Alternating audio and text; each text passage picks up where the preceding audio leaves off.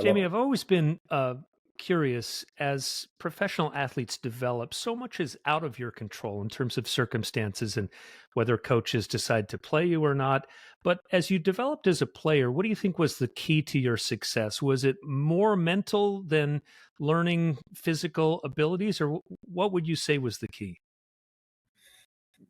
For me, it was, I didn't have the talent I never was I was usually the least talented player on the team, but I was typically the hardest worker. And I think that just coming from the farm mentality, I never, I always had to work, for everything. It doesn't mean that I wasn't a gifted, my parents were great. We always, had a great childhood, but for sports, for especially hockey, it was nothing seemed to go easy. You just had to work for it. I always played up a couple years. So if I was 9, I played on my brother's team who was 11. If I was, 12, I'd play, up a couple years. So I always kind of struggled to make the lineup. But when I went to the minors, I remember there was 8 defensemen in Utica, and I was number 8, right? And then over time, these guys would play themselves out of position.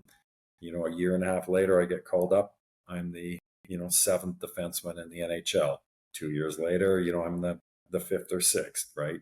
And you work your way in up to it. But it's at that time, it was a different era. It was a lot of fighting, like you said. Unfortunately, all you could find on YouTube was fights, but that was just the era we played in, right? If there's a job, when I got called up to Boston, they sent a guy down who wasn't fighting, and they called me up into the office and they said, "Hey, do you know why you're here?" "Yes, sir." "Are we ever going to have this conversation again?" "No, sir." "So you know what to do?" And they couldn't say it. I'd say, "Yes, sir." And they say, "Okay." And I never, you know, when you went on the ice and you knew it had to happen, you made it happen. And now, did I win most of them? No. Did I lose most of them? Yep.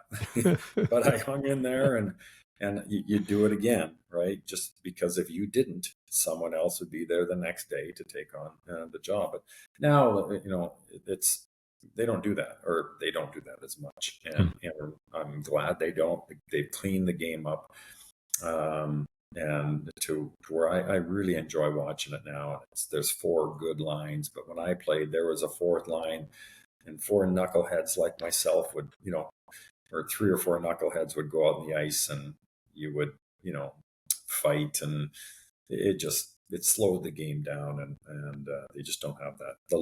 Now I'm happy for the kids that are playing. They don't have to worry about that intimidation part. Yeah, you mentioned, another Boston team, the Celtics. I mean, even if you look back at old footage of the Celtics back in the day, it was brutal. I mean, there were almost, fist fights every once in a while at a basketball game, for Pete's sake. Yeah. But so I think Boston has never been afraid to embrace its rough side, right? Oh, and that was back then. We had the old Garden, 14,000 people, right? Oh wow. 14,700, I think, people. And my I have oh, one of the playbooks, or the I don't even know, one of the books, the yearly magazines that came out, and they said, "What was the highlight of your career?" And I said it was Cam Neely's, scored first one in the NHL to hit 50, and he did it in 48 games in the Garden, and the whole Garden was just shaking.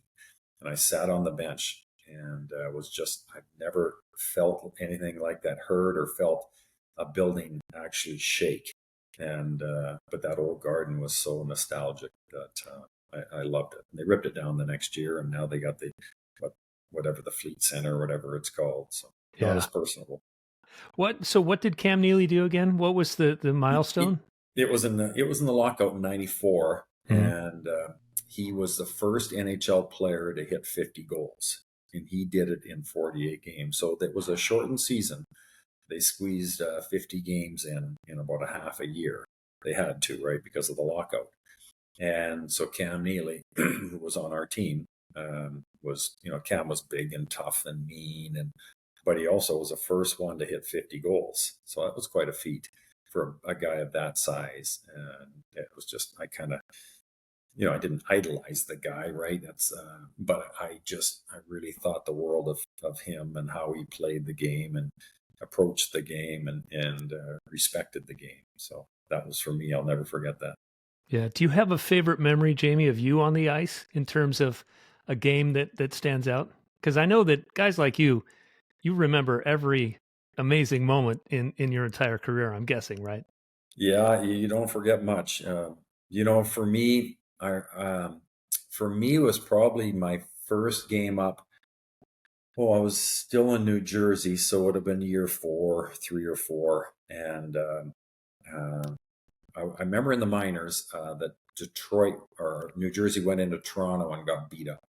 And the next 2 nights later, they're going into Detroit. It was even tougher. And so it was in practice in the minors, and my coach, Tom McVie, came to me and he says, "Hey, kid," he talked in that deep voice, "Hey, kid, you're going up." And I was almost like, shoot. And he's like, well, he couldn't understand. He goes, well, why aren't you excited? I'm like, well, in 2 nights, I'm going to either get beat up by Bob Probert or Joey Kosher, or both of them. I says, and I'm supposed to be excited. And he kind of laughed. So I got called up or I went up there that day. And the next night I'm in there in Joe Louis Arena, and Joey Kosher, who was the toughest guy in the league, came right after me for a shift. And Oh, he hit me so hard that I can still feel it. I think my mom was oh, crying after he hit me, but it oh, was the hardest I've ever been hit, ever. And he just got me with one, and then I hugged on to him. I bear hugged him to make sure that he wouldn't hit me again. And 10 oh, years later, I think, or about 7 years later, he came up to me again in New York, and he says, and this time he was very respectful, and he said, "Husky," and he put his head down so that no one could see. And he says, "Hey, you want to go again?" And I looked at him with my head down, and I was like, "Hell no." I said, "My face still hurts from 7 years ago." And he thought that was hilarious, and he left me alone. So that was the only time I've ever turned down a fight, because you can't, right? If he looks you in the eye and says, "Hey, let's go," and everybody in the building sees it, well, you have to, or you won't have a job. So, yeah. anyways, I think the world of Joey Kosher, but that was something I'll never forget. Is there, and I've wondered this about baseball too, there's some real judgment that has to go into whether this is the time I charge the mound or this is the time I take a guy's jersey over his head and start punching him. During the game, when do you know it's time to be the enforcer? That's a good question. It's it's kind of a built-in, it's an innate, not feeling, but you just know, right? It's either at the beginning of the game, you look at their lineup, we'll look at our lineup. They put their starting five. The visiting has to put their starting five on the lineup, and you look at that, and used to call it a fight card. And if their fight card is loaded up, then you just know that, hey, you're going out there, and you're going to have to do it against probably this person. But that's the beginning of the game. But typically that doesn't happen until there's a moment. You need a momentum swing. So if your team's down, like, they're in your end, or they're running your star player, or your star players are intimidated, that's when you go do it. Or if you're down more than a couple goals with 5 minutes left in the game, you're not going to come back. You're like, okay, boys. That's like going into Philadelphia back in the day. They had, their version of the Broad Street Bullies, but a couple years later, we'd go in there and we'd tell our goal scorers, if we're up 2 goals, we'll say, no more, no more. You cannot score another goal. Or if we're down a couple goals, we'd say, guys, you better score a couple goals here, or score a goal, or they're sending their fourth line out, and it's not going to be pretty. So you always want to keep the game within reach, with a goal, or at least a goal or two. That's when you kind of knew you had to do your job. But at that point, you didn't mind.